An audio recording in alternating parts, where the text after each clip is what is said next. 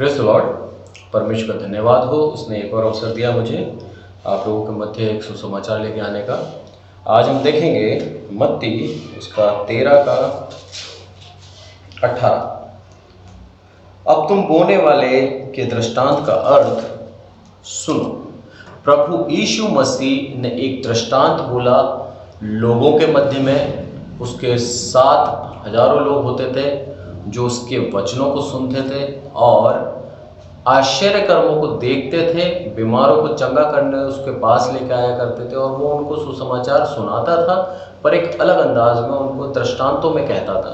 तो चेले बोलते हैं कि प्रभु जो तू उनको बोलता है, तू लोगों से दृष्टांतों में क्यों बातें करता है? चेलों ने पास आकर उससे कहा। तो चेले उससे पूछते हैं कि ऐसा क्यों करता है तू? उनको साफ साफ क्यों नहीं बताता? तो वो बोलता है कि मैं उनसे दृष्टांतों में इसलिए बात करता हूँ कि वे देखते हुए नहीं देखते और सुनते हुए नहीं सुनते और नहीं समझते।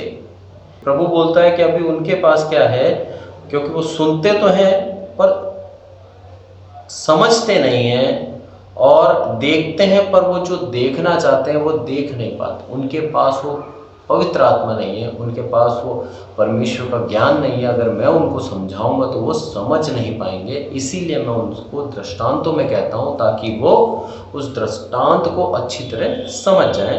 और अब उस दृष्टांत का अर्थ बता रहा है ये चेलों को, और चेलों को बताते हुए क्या बोलता है वो कि जो कोई राज्य का वचन सुनकर नहीं समझता, उसके मन में जो कुछ बोया गया उसे वह दुष्ट आकर छीन ले जाता है। ये वही है जो मार्ग के किनारे बोया जाता है। एक दृष्टांत उसने कहा था कि एक बीज बोने वाला निकला और उसने क्या करा, बीज को फेंकता हुआ गया। तो कुछ बीज तो क्या हुए, मार्ग के किनारे गिर गए, कुछ बीज झाड़ियों के बीच में गिर गए, और कुछ बीज अच्छी भूमि पे गिरे, और कुछ बीज पथरीली भूमि पे गिरे, और कुछ बीज अच्छी भूमि पे गिरे और फल लाए, कोई 100 गुना, कोई 60 गुना, कोई 30 गुना। जिसके कान हो वह सुन ले। प्रभु यीशु मसीह ये सिखाता है दृष्टांत के द्वारा। अब उस दृष्टांत का अर्थ चेलों को बता रहा है, और ये क्या बोलता है कि जो मार्ग के किनारे गिरे उसको दुष्ट आके ले जाता है, यानी कि शैतान उसका मन के अंदर बोया गया जो बीज है परमेश्वर के राज्य स्वर्ग का, उस राज्य स्वर्ग के बीज को वो लेके चला जाता है ताकि वह व्यक्ति स्वर्ग राज्य में ना जा पाए। और जो पथरीली भूमि पर बोया गया वह है जो वचन सुनकर तुरंत आनंदित, तुरंत क्या हो जाते हैं, आनंद के साथ मान लेता है, पर अपने में जड़ न रखने के कारण वह थोड़े ही दिन का होता है। और जब वचन के कारण क्लेश और उपद्रव होता है तो तुरंत ठोकर खाकर चला जाता है। यानी कि ये वो बीज हैं जो सुनते हैं, बड़ी बड़ी कलीसियाओं में जाते हैं, बड़े बड़े सभाओं में जाते हैं, सेमिनार्स में जाते हैं और सुन रहे वचन, और प्रचारक जो उपदेशक है उनके वचनों को सुन के बड़ा आनंद से भर जाते हैं। ये लोग सोचते हैं कि हाँ, अब सब कुछ, मेरा पूरा जीवन मैंने किसको दे दिया, प्रभु यीशु मसीह को दे दिया, और अपने सारे पापों का अंगीकार भी कर लेते हैं। ऐसे में सब कुछ हो जाता है। और जैसे ही बाहर जाते हैं ये लोग, जैसे ही उनके सामने क्लेश आते हैं, उनके सामने परेशानी आती है प्रभु यीशु मसीह के कारण, उनसे जब लोग नाता तोड़ने लगते हैं तो वो क्या करते हैं, सब कुछ छोड़ के अपनी पुरानी ज़िंदगी में वापस चले जाते हैं।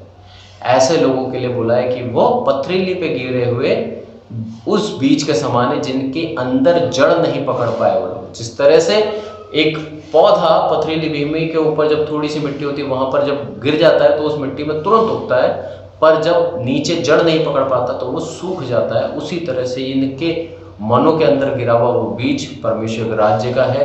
इन लोगों के अंदर वो जड़ नहीं है, वो धीरज नहीं है जो परमेश्वर ने सब उसके जनों को दिया है। और ऐसे में क्या होता है, ये परमेश्वर वचन को छोड़कर अपनी पुरानी ज़िंदगी में वापस चले जाते हैं। और जो झाड़ियों में बोया गया वह यह है कि जो वचन सुनता है पर इस संसार की चिंता और धन का धोखा वचन को दबाता है और वह फल नहीं लाता। ऐसे बीज जो उगते हैं झाड़ियों के बीच में, पर झाड़ियों के कारण क्या है, वो बड़े नहीं हो पाते पौधे, वो वहीं के वहीं रह जाते हैं। ऐसे लोगों के लिए क्या बोला गया है, ये वो लोग हैं जो वचन सुनते हैं, ग्रहण करते हैं और वचन में बढ़ते भी हैं, पर क्या होता है, धन का जो धोखा है, परेशानी आती है, मुसीबत आती है, तो इनको परमेश्वर पे विश्वास नहीं होता, इनको अपने धन पे आसरा होता है, ये अपने धन पे विश्वास करते हैं, ये हर एक मुसीबत के समान सामने अपने धन पे विश्वास करते हैं। ऐसे लोग जो धन के धोखे में फंसे रह जाते हैं, ये प्रभु यीशु मसीह को वचन में बढ़ नहीं पाते, ये वहीं के वहीं ठहर जाते हैं। इनको झाड़ियों ने ऊपर से आके दबा दिया, इनको चिंताओं ने इनको आगे बढ़ने नहीं दिया, ये वो बीज है। और जो अच्छी भूमि में गिरे हुए बीज है, यानी कि जिन लोगों ने सच में प्रभु यीशु मसीह के वचन को ग्रहण करा है और सच में अपने आप को तैयार करा है कि हम प्रभु यीशु मसीह के पीछे आज से चलेंगे और हम हमारे पुराने मनुष्यत्व को त्याग कर, उसको छोड़कर, सारी बुराइयों को छोड़कर आज हम अच्छे जीवन में प्रभु यीशु मसीह के समान जीना सीखेंगे, उसके समान जिएंगे, उसके मार्ग के पीछे पीछे चलेंगे, उसके बताए गए मार्ग पे हम चलेंगे, तो वह लोग क्या हैं, वह कोई 100 गुना, कोई 60 गुना, कोई 30 गुना फल लाता है। ऐसा में कोई 100 गुना फल लाता है, कोई 60 गुना, कोई 30 गुना। एक मनुष्य होने के नाते हम में से एक भी 100 गुना फल नहीं ला सकता। ये प्रभु यीशु मसीह मनुष्य के संतान के लिए कहा गया है कि 100 गुना फल लेके आया प्रभु यीशु मसीह। प्रभु यीशु मसीह को इस दुनिया में भेजा देह के अंदर, वो एक मानव था, पूर्ण रूप से मानव, और उसके अंदर पवित्र आत्मा होने के कारण वो पूर्ण रूप से क्या था, एक ईश्वर था, उसके अंदर पाप नहीं था। तो ऐसे में प्रभु यीशु मसीह देह में होकर उसने कभी पाप नहीं करा, उसने सारी अपने पिता परमेश्वर की आज्ञाओं को माना।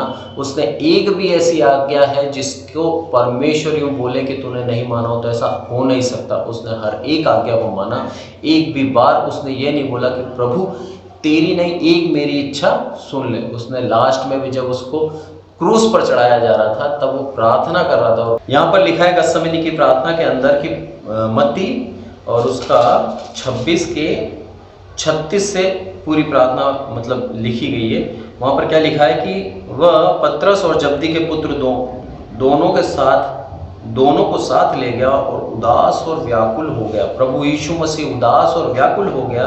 तब उसने उनसे कहा कि मेरा जी बहुत उदास है, यहाँ तक कि मेरा प्राण निकला जाता है। प्रभु यीशु मसीह इतना ज़्यादा व्याकुल हो गया क्योंकि अब वो समय आ चुका था जब उसको अपने प्राण दान करने थे, अपने आप का बलिदान करना था। ऐसे में एक शारीरिक रूप से जो एक व्यक्ति है प्रभु यीशु मसीह, उसको शारीरिक क्लेशों के बारे में पूर्ण ज्ञात है, पूर्ण मालूम है उसको कि कितना दुख उसके ऊपर होने वाला है।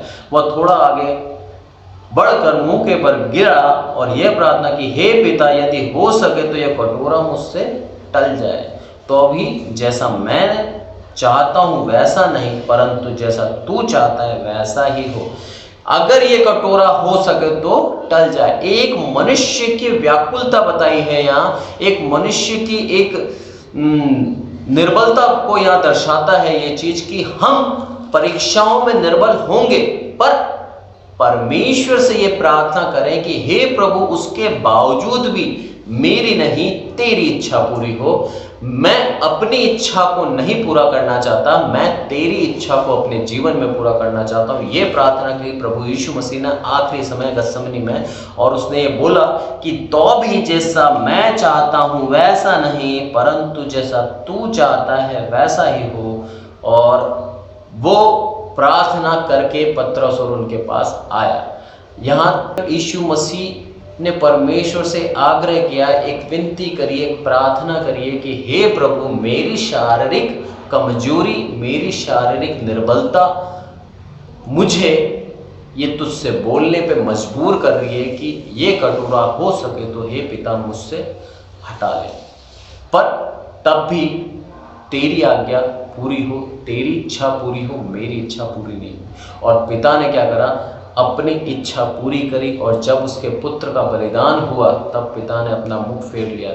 यहाँ लिखा है मत्ती 27 के 45 में, दोपहर से लेके तीसरे पहर तक सारे देश में अंधियारा छा गया है। ये वह समय है जब पिता ने पुत्र से अपनी आंखें फेर ली और उसके जीवन में अंधियारा छा गया। ये वह समय है जब उसने पूरे संसार के पापों को उठा लिया। ऐसे में प्रभु यीशु मसीह ने जो दुख सहा है वो दुख पिता भी नहीं देख पाया। आप सोचिए उसका दुख कितना महान होगा। उसने हम जैसे साधारण लोगों के लिए अपने प्राण त्याग दिए, हम जैसे लोगों के लिए, पापों के लिए अपने जीवन को दे दिया। और पिता का इकलौता पुत्र प्रभु यीशु मसीह, पिता को कितना दुख हुआ होगा उस समय कि मेरा इकलौता पुत्र मैंने इन मनुष्य जाति के लिए बलिदान कर दिया। और उस पुत्र की दया देखिए हम पर, उस पुत्र का प्रेम देखिए हम पर कि उसने अपने प्राण हमारे लिए त्याग दिए ताकि हमारा जीवन नाश न हो परंतु अनंत जीवन हम पाएं। आज हमारा ये कर्तव्य बनता है कि हम हमारे पापों से पश्चाताप करके उसके मार्ग के लिए तैयार हों, हम हमारी गलतियों को छोड़ दें।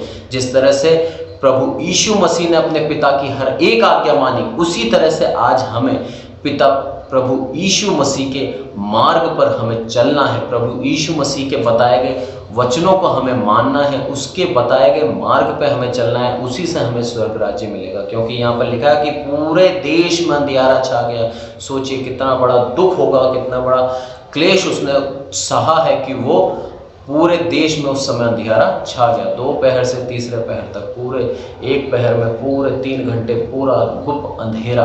सोचिए इतना ज़्यादा दुख उसने पूरे संसार का लिया है, ना केवल उस समय के लोगों के लिए बल्कि जो उसके बाद भविष्य में पैदा होंगे उन सारे लोगों के पापों के लिए प्रभु यीशु मसीह ने बलिदान दे दिया 2000 साल पहले। और यहाँ पर लास्ट में वो कहता है कि वो जो कोई 100 गुना 60 गुना और 30 गुना फल लाता है, जो अच्छी भूमि पे गिरता है वह 60 गुना 100 गुना और 30 गुना फल लेके आता है। 100 गुना फल प्रभु यीशु मसीह लेके आया इस दुनिया में आके। उसने हमको एक वचन में चलना सिखाया। उसने इस दुनिया में आके हमको बता दिया कि एक शारीरिक रूप में भी आकर मनुष्य पाप नहीं करे, वैसा जीवन उसने जी के बताया। उसने हर एक आज्ञा अपने पिता की मान के हमें ये सिखाया है कि हम भी अगर चाहें तो प्रभु यीशु मसीह के मार्ग पे चल के उसकी हर एक आज्ञा मानकर हम 60 गुना फल तो ला ही सकते हैं।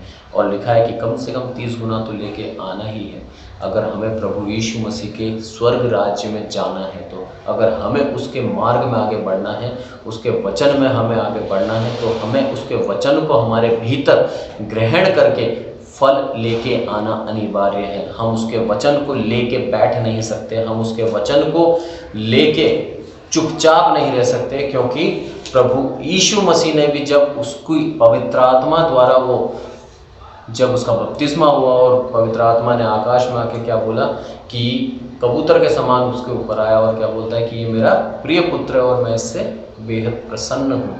हमारे लिए भी प्रभु ये बोलना चाहता है, हमारे लिए भी हम उसके लिए ऐसे काम करें कि प्रभु हमारे लिए भी आनंद बनाए स्वर्ग राज्य में और कहे कि मेरा एक पुत्र और स्वर्ग राज्य में आने योग्य बन गया, मेरा एक पुत्र और जिसने अपने पापों से पश्चाताप कर लिया, आज वो मेरे घर में आने के योग्य हो गया है। आज मैं उसके लिए आनंद मनाऊंगा। इतना बड़ा सौभाग्य हमारे जीवन में नहीं हो सकता कि हमारे लिए स्वर्ग राज्य में आनंद मनाए। इस छोटे से वचनों से हम यही सीखते हैं कि हमें परमेश्वर के मार्ग के लिए तैयार होना है, क्योंकि उसने अपना जीवन 100% फल देके जिया है। हमें कम से कम 60%, हमें कम से कम 30% तो लेके आना ही है। परमेश्वर हमें इन वचनों से आशीष दे और हमें सिखाए कि हम हमारे पुराने मनुष्यत्व को त्याग कर उसके पीछे नया एक मनुष्यत्व, नया एक जीवन लेके चलें। परमेश्वर का धन्यवाद हो। Praise the Lord.